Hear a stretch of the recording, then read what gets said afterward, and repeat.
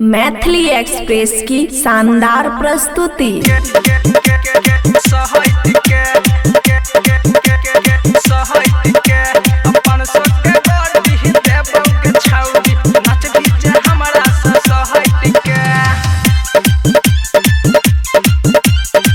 खुशी recording studio बलुआहा। छही बंगाली सुनहे गे छौरी गे सुन छही बंगाली सुनहे गे छौरी कमर हिला बेल चौक के पाजा में या बेल पहक के यान रे अपन सोच के गाड़ी देबो गे छौरी नच भीज हमरा से सहट के अपन सोच के गाड़ी देबो गे छौरी नच भीज हमरा से सहट के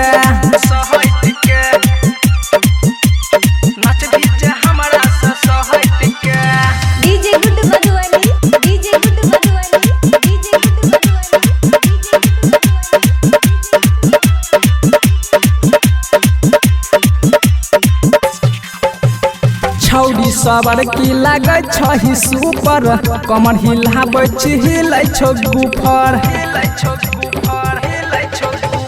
ढोरी लागे छौ बहुते गहीर गे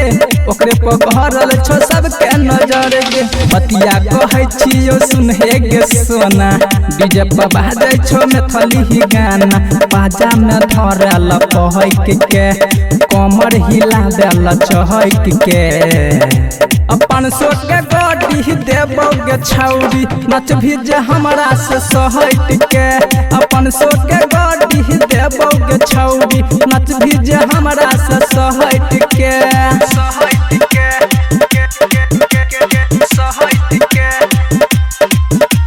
अपन सोच के गाड़ी देबो गे छौरी नच भीज हमरा से सहट के।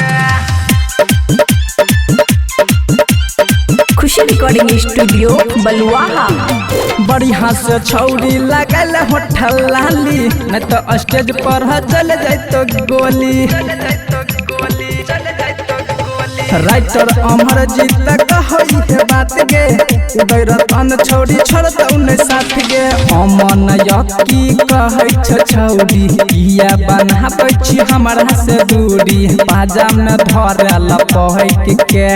कमर हिला देल चहक के अपन सोच के गाड़ी देबो गे छौरी नच भीज हमरा से सहट के अपन सोच के गाड़ी देबो गे छौरी नच भीज हमरा से सहट के। खुशी रिकॉर्डिंग स्टूडियो बलुआहा।